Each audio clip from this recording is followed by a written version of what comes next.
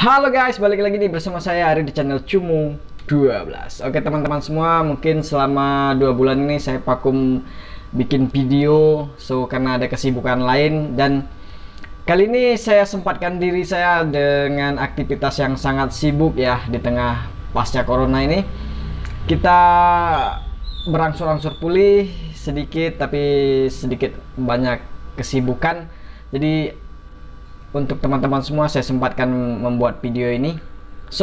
Kali ini kita coba nge-reaction satu video ini yang sedikit membuat saya bertanya-tanya ya, apa perbedaannya Cina atau Tionghoa Malaysia atau Indonesia. Ini orang ini membuat perbedaan Tionghoa Malaysia dan Tionghoa Indonesia. Mungkin kita sama-sama penasaran bagaimana sih, apa sih ya. Lebih baik kita sama-sama tonton saja video ini. Tapi buat teman-teman semua, sebelum kita tonton video ini, jangan lupa klik tombol like, komen, dan subscribe ya brother. Oke, kita lanjutin menonton. Lanjut. Assalamualaikum warahmatullahi wabarakatuh. Di video ini saya akan berbagi cerita mengenai perbedaan antara Tionghoa Indonesia dengan Tionghoa Malaysia. Video ini saya buat karena saya tertarik dengan beberapa komentar yang ada di video saya yang satu ini. Video ini sebetulnya bercerita mengenai warga Tiongkok yang dulu lahir dan besar di Indonesia. Namun karena kondisi sosial politik yang kurang menguntungkan pada tahun 50-an hingga 60-an, akhirnya mereka terpaksa pindah ke Tiongkok. Namun karena kecintaan mereka terhadap Indonesia, sampai saat ini mereka masih bisa berbahasa Indonesia, bahkan bisa menyanyikan lagu-lagu kebangsaan Indonesia. Seperti apa? Ini dia ceritanya. Lahir di Indonesia karena air yang kita cinta Indonesia. Cinta Indonesia. Ya. Inilah beberapa komentar yang kemudian memunculkan rasa penasaran saya. Mengapa komentar dari penonton dari Malaysia ya? Seolah menunjukkan bahwa Indonesia seharusnya bangga dengan nasionalisme dan keindonesiaan etnis Tionghoa Indonesia. Saya pun melakukan sejumlah riset di jurnal-jurnal ilmiah untuk dapat memahaminya. Indonesia dan Malaysia sama-sama pernah mengalami penjajahan. Indonesia dari Belanda, sementara Malaysia dari Inggris. Salah satu dampak dari penjajahan itu muncullah kelas sosial dan ekonomi yang berbeda, yaitu warga beretnis Tionghoa dan warga pribumi. Di zaman kolonial, penduduk beretnis Tionghoa baik di Indonesia maupun Malaysia relatif mendominasi perekonomian. Setelah kolonial pergi, bangsa pribumi yang sebelumnya tidak berdaya di sektor ekonomi mulai berupaya mengejar ketertinggalan. Pemerintahan baru yang didominasi pribumi pun mengeluarkan sejumlah kebijakan yang lebih pro pribumi ketimbang penduduk beretnis Tionghoa.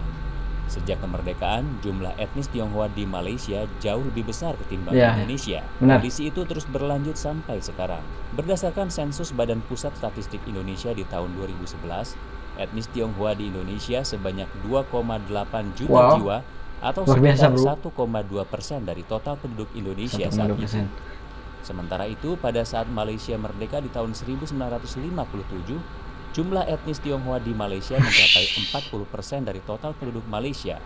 Berdasarkan sensus tahun 2010, persentase jumlah etnis Tionghoa di Malaysia mencapai sekitar 7 juta orang atau sekitar 1/5 dari 28 juta penduduk Malaysia.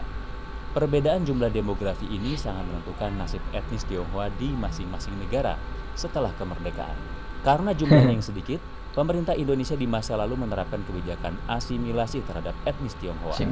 Intinya, pemerintahan Indonesia di masa lalu fokus untuk memastikan bahwa etnis Tionghoa dapat melebur dengan betul. Sementara pemerintah Malaysia menerapkan kebijakan yang akomodatif terhadap etnis Tionghoa. Pemerintah Malaysia lebih fokus untuk cukup memastikan bahwa etnis Tionghoa dapat menerima simbol-simbol negara seperti bahasa Melayu sebagai bahasa nasional.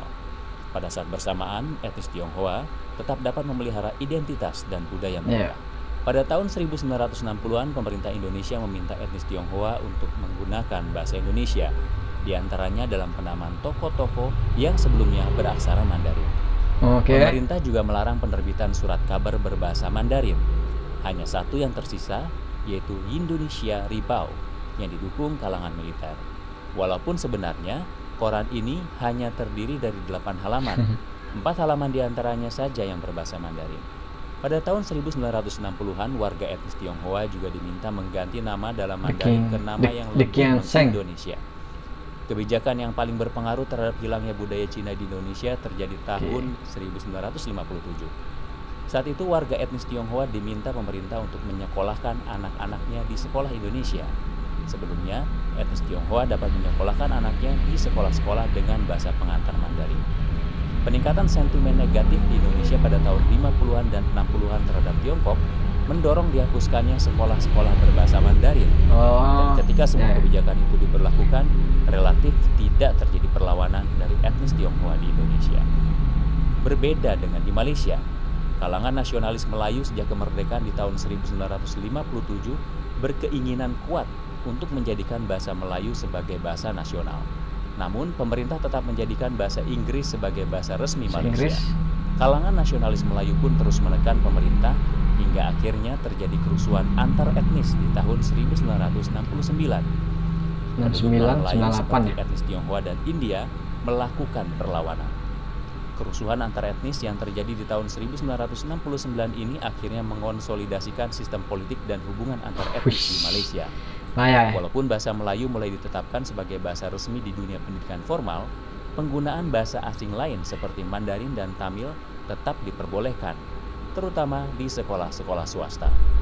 Pada tahun 1969, Perdana Menteri Tun Abdul Razak mengatakan bahwa budaya Malaysia harus berdasarkan budaya bangsa asli Malaysia, yaitu Melayu.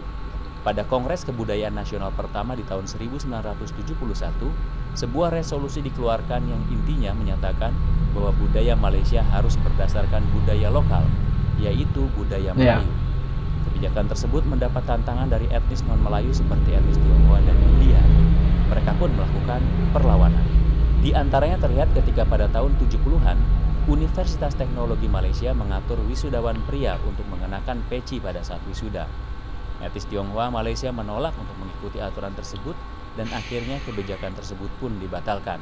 Menyadari akan kekuatan politik dan ekonomi etnis Tionghoa, Anwar Ibrahim saat menjabat Menteri Budaya, Pemuda dan Olahraga membuka dialog dengan asosiasi-asosiasi etnis Tionghoa dan menyatakan bahwa pemerintah Malaysia tidak bermaksud untuk mengasimilasikan atau meleburkan etnis Tionghoa ke penduduk Melayu. Asosiasi-asosiasi Tionghoa Malaysia pun mengajukan usulan agar budaya Malaysia berdasarkan multiras ketimbang berdasarkan ras tunggal. Jadi setelah kita melihat video yang tadi, sebetulnya apa yang terjadi di Malaysia dan apa yang terjadi di Indonesia terhadap etnis Tionghoa menjadi berbeda karena memang sejarah yang ada di masa lalu. Intinya adalah karena jumlah etnis Tionghoa yang ada di Malaysia jauh lebih banyak dibandingkan jumlah etnis Tionghoa yang ada di Indonesia, maka akhirnya etnis Tionghoa yang ada di Malaysia lebih mudah mempengaruhi kebijakan-kebijakan pemerintah terhadap mereka. Sementara di Indonesia, karena jumlah etnis Tionghoa di Indonesia jumlahnya jauh lebih sedikit, akhirnya mereka pun tidak dapat melakukan perlawanan yang berarti ketika pemerintah menerapkan sebuah kebijakan yang akhirnya lambat laun mengurangi warna budaya Cina yang ada di Indonesia. Dan akhirnya seperti yang kita lihat saat ini, kalau kita ke Malaysia, itu kita akan sangat dengan mudah menemukan ekspresi budaya Cina di Malaysia. Misalnya mereka masih menggunakan bahasa Mandarin dalam kehidupan sehari-hari. Namun di Indonesia, kita akan kesulitan untuk menemukan dengan mudah ekspresi budaya Cina di Indonesia. Kalaupun kita ingin menemukannya, biasanya kita harus ke tempat-tempat tertentu. Dan di Indonesia, bahasa Mandarin atau bahasa Cina juga memang tidak lagi banyak digunakan oleh generasi muda. Itu dia, jadi sejarah masa lalu membentuk yang terjadi saat ini. Jadi menjadi sangat wajar sekali kalau kita melihat di video ini, kalau ada orang Tiongkok yang dulu pernah lama tinggal di Indonesia, mereka masih bisa berbahasa Indonesia, bahkan bisa menyanyikan lagu seperti ini. Tanah airku Indonesia, negeri elok amatku cinta. Itu dia, semoga bermanfaat. Ismail Fahmi bagi cerita. Yang ku puja sepanjang masa. Bro. Bro, video ini sudah berakhir ya. Ini cukup menarik ya dari video tadi. Kita bisa menjadi acuan atau referensi buat kita untuk berpikir sejenak ya, apakah benar atau salah ini yang diterangkan ini dari sejarahnya atau bagaimana. So, kalian bebas berpendapat, boleh kalian sampaikan di kolom komentar. Dan mungkin juga sampai di sini saja video kali ini. Jika ada video yang ingin dan jika ada video yang ingin Dan jika ada video yang ingin di reaction, kalian boleh komen di bawah. So kedepannya mungkin setiap hari, setiap minggu kita akan bikin video selanjutnya. Oke. Buat teman-teman semua, sebelum kita akhiri jangan lupa klik tombol like, comment, dan subscribe ya brother, dan terus dukung channel ini agar terus berkembang.